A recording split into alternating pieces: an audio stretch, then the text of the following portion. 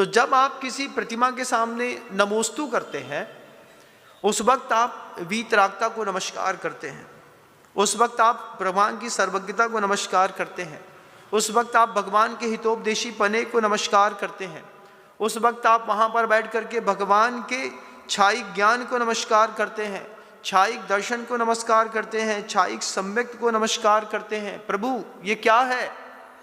बड़े बड़े मुनियों ने इस बिंब में इन चीज़ों की जो स्थापना की है, स्थापना निक्षेप के भगवान है ना आपके यहाँ। असली वाले भगवान कहाँ हैं? वहाँ पे। तो ये क्या नकली वाले हैं? नहीं, ये भी असली भगवान है। लेकिन जब तक प्रतिमा बस दिखाई देगी तब तक आपकी पूजा आधी मानी जाएगी। वो आधी पूजा भी, आधा पेट भोजन भी तो काम करता है ना। उतना सुकून नहीं देता, लेकिन सुकून तो मिल जाता है महाराज। तो अभी आपको आधा पेट का भोजन करने की आदत रही है बरसों से। कुंद भगवान के जो उद्घोष हैं, जो जानदी अरिहंतम दब्बत गुणत पज्जयत तेहिम, द्रव्य से, गुण से और पर्याय से प्रभु को पहले समझ लो। तुम समझो, प्रतिष्ठा पराग उठाओ, जिनसेन स्वामी का प्रतिष्ठा ग्रंथ उठाओ, उसमें बिना पंच कल्याणक के एक बार पंच कल्याणक की विधियां को पढ़ो। उसमें देखो कि प्रभु के उस बिंब में किस किस चीज की प्रतिष्ठाचार्यों ने, मुनिराजों ने, आचार्यों ने स्थापना की है। जब हमको ये पता चलेगा कि यहाँ पर इतनी चीजों की स्थापना कर दी गई है, चिरकालम इयम वज्रमय शरीरम चिरकालम नंदतु तिष्ठ ठठ स्वाहा, उसमें वज्रवशम नाराज सहनन की स्थापना है, उसमें वज्रमय प्रतिमा की स्थापना है, फिर उसमें आयुष प्राण इह प्राण स्फुरतु स्फुरतु स्वाहा, बाद में उसमें इस पूरे प्राण को, कान को, नेत्र को, आंख को, जिह्वा को, उन सब को मंत्रों के माध्यम से जागृत कर दिया। जागृत करके वह प्रतिमा जो कल तक पाषाण थी अब लाइव हो गई, सजीव हो गई। अब वो जो जागृत प्रतिमा है, उस जागृत प्रतिमा में जो तुमने अर्घ चढ़ाया, अब ये प्रतिमा के सामने चढ़ाया कि प्रतिमा के अंदर में स्थापित शक्तियों के सामने चढ़ाया? क्या विचार है? स्थापित शक्तियों पे अर्घ चढ़ता है। स्थापित शक्तियां क्या क्या थी? प्रभु का अनंत दर्शन, ज्ञान, चरित्र, सुख, स्व चतुष्टय, अव्याबाद, अनंत सुख, उसके बाद तप, महातेजा, महादर्पा, महादार्यो, महाज्ञानी, महाध्यानी। ये आप कितना पढ़ते हैं जिन सहस्रनाम स्तोत्र में। उन जिन सहस्रनाम स्तोत्र में पढ़ करके एक तो देखो तो असंस्कृत तो संस्कार है, प्राकृत तो वैकृतांतता है। एक एक शब्द की प्रभु जी की उस बिंब में स्थापना है।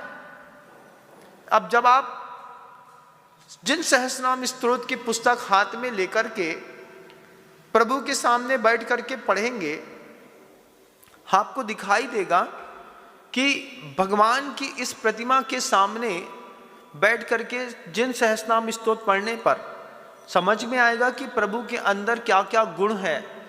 तो जो जानदी अरिहंतम दब्बत्तम, द्रव्य से गुण को जानना, परम औदारिक शरीर है। क्या होता है परम औदारिक शरीर? एक बार चिंतन करो। नख केस नहीं बढ़ते तो प्रभु का उस स्वभाव का चिंतन करो। आधा एक घंटा ऐसा बैठे रहने मात्र से कुछ ना होगा।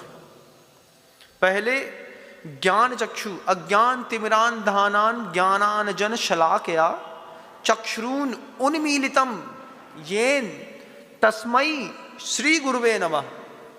उन श्री गुरुओं को नमस्कार है जिन श्री गुरु ने अज्ञान से आवृत इस आंखों में ज्ञानांजन शलाकया, दो ज्ञान के अंजन रूपी शलाका से दोनों की दोनों आंखें आंज दी। आंजने के बाद ऐसा ऐसा मिचमिचा के देखे दूसरे दिन तो बिल्कुल साफ दिखाई देता है। क्या दिखता है? प्रभु की प्रतिमा में क्या क्या देख पाए तुम आज तक? प्रश्न खड़ा करूंगा आपके सामने। अगर सिर्फ पाषाण की प्रतिमा देखी और बस इतना ही देखा, हमारे अतिशयकारी शांतिनाथ जी भगवान है, भैया क्या आदसा है तुम्हारे भगवान का? थोड़ा हमको भी तो बताओ।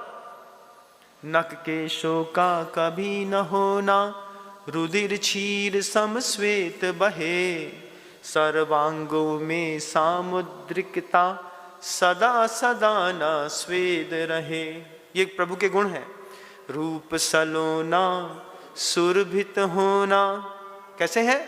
सलोना रूप है प्रभु का, और प्रभु के शरीर से गंध आती है, सुगंध।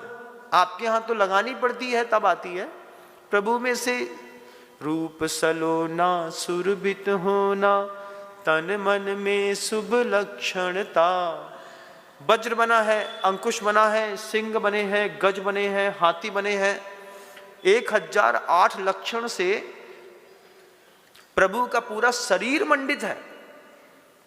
तन मन में शुभ लक्षणता, हित मित मिश्री मिश्रित वाणी, सुन लो और विलक्षणता। क्या हितमित मिश्रित वाणी प्रभु आपके मुख से निकलती है। उसके बाद कहते हैं उपसर्गों का कभी न होना, ये भी एक शुभ लक्षण है। नंदीश्वर भक्ति को कभी प्रभु जी के सामने बैठ करके शांति से पढ़िएगा। जब आपको लगेगा रहे जिनालय धरती पर ये श्रमणों की संस्कृति धारे, सदा सदा से सदा काल से सुचितम प्राकृत छवि वाले। कैसी छवि है प्रभु की? आपकी छवि कैसी है संसार में, और उनकी छवि कैसी है संसार में। उनकी सेवा करने के लिए असंख्यात देवी देवताओं को नियुक्त करता है सौधर्म इंद्र। वहां पर नियुक्ति होती है। जब जिनालय की स्थापना करते हैं, जिनालय की स्थापना के साथ वास्तु की पूर्ति करने के साथ उनके जितने भी सेवक होते हैं, सही तरीके से जिनबिंब की मंत्रोच्चार के साथ स्थापना हुई तो उस जीवित जिनबिंब में स्थापित वीतरागता, सर्वज्ञता, अनंत दर्शन, अनंत ज्ञान, अनंत शक्ति, अनंत तेज, अनंत बल, अनंत वीर प्रभु, उन सब की स्थापना जब कर दी जाती है तो स्थापित द्रव्य की सेवा करने के लिए जितने भी असंख्यात देवी देवता हैं, वे धीरे से आकर के वहां पर रक्षक देव के रूप में मंदिर जी में रुक जाते हैं। दोस्तों, अगर आपको मेरी वीडियो अच्छी लगती है तो प्लीज मेरे चैनल को लाइक करें, शेयर करें, सब्सक्राइब करें। इसी तरह से अपना प्यार देते रहें। Thank you.